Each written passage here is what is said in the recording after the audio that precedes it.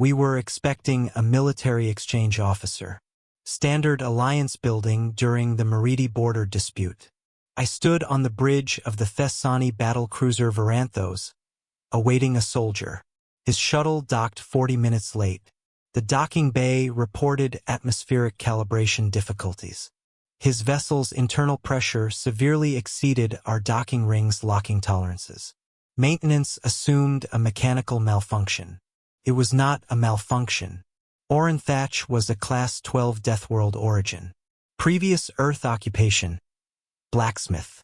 We anticipated a towering, volatile brute. What stepped through the airlock was simply a quiet man. I am the fleet commander of the Varanthos. I promise you, understanding why I sealed my own bridge because of a blacksmith will change how you view the stars. Clink. He walked onto the command deck. A small piece of stamped earth metal rested against his chest. Dog tags. Crude by our galactic manufacturing standards, yet he wore them proudly outside his uniform. My bridge is currently locked down under a Level 1 communication seal. Not because of a weapon. Not because of a tactical threat. Oren demanded nothing. He simply existed. He was observant. He touched the navigation consoles. He tested the bulkheads. He gripped the railings as if calculating their structural mass. His movements were slow, almost lethargic, like an apex predator conserving energy. I did not yet realize he was simply trying to adapt to the void.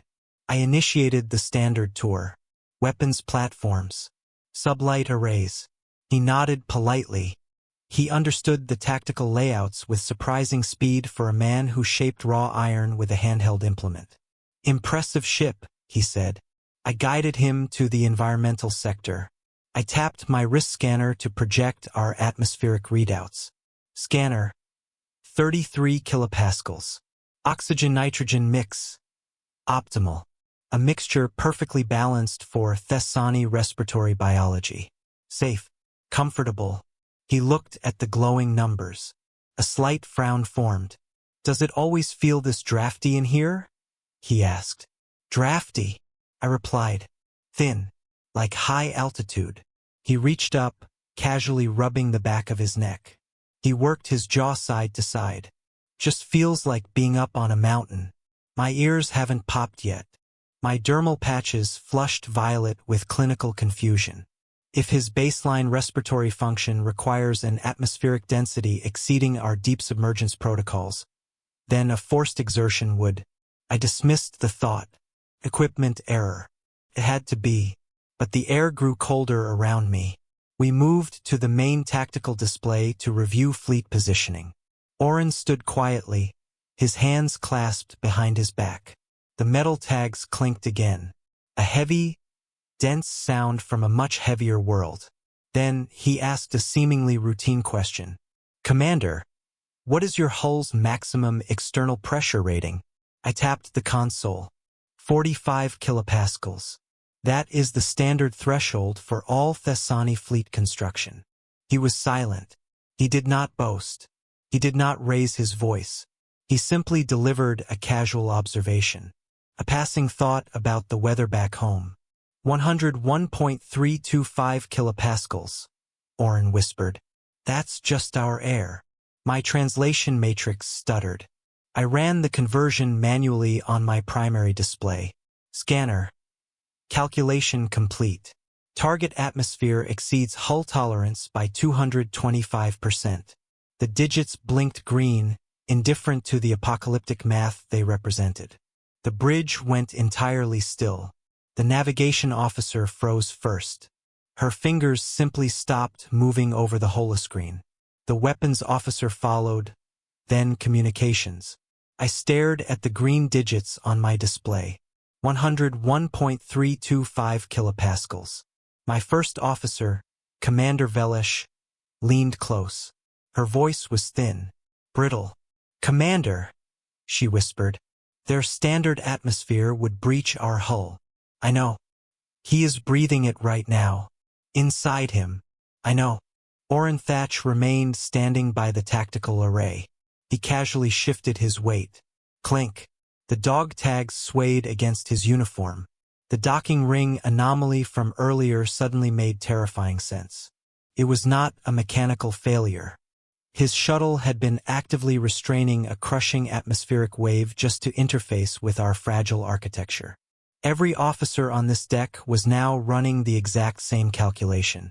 The humans standing amiably among us possessed lungs that inhaled a density capable of cracking our ship open like an egg. My primary dermal patches burned white with biological terror. We were trapped in a metal box with a being who casually inhaled pressure that would liquefy our organs. I immediately ordered a Level 1 communications seal. Not a combat protocol. A survival necessity. Scanner, warning. Class 12 biology detected. I contacted the Admiral on a heavily encrypted channel to report the atmospheric discrepancy. The Admiral remained utterly silent for 12 agonizing seconds before asking me to repeat the number. He asked if the human was a threat. I replied that he was not a threat, but rather a simple blacksmith who felt drafty on our premier warship, which was somehow infinitely worse. To casually dismiss an environment bordering on a vacuum as merely drafty requires a skeletal and cardiovascular architecture that I terminated the transmission. The notification triggered an automatic, fleet-wide suspension of all standard exchange protocols, prompting a paralyzed emergency review board to frantically request Earth's complete engineering dataset from the Galactic Zoological Authority, while simultaneously issuing a strict prohibition against unapproved proximity to their dense air. I found him in the mess hall 2 hours later. The bridge seal had been lifted, but the air of dread remained. Oren was eating a standard nutritional block. He looked up as I approached. "Commander," he said, chewing thoughtfully. "Good ship. Solid crew." "Thank you, Officer Thatch," I replied, keeping my distance. He picked up his tray. He smiled warmly. "Bit drafty, though." I did not correct him. I just nodded. He was entirely oblivious. I watched him walk away. The simple kindness in his expression contrasted wildly with the monstrous physics governing his body. He was genuinely oblivious to the fact that his resting state was a galactic hazard. I ordered a covert metallurgical analysis of those crude stamp tags. The scanner results were definitive.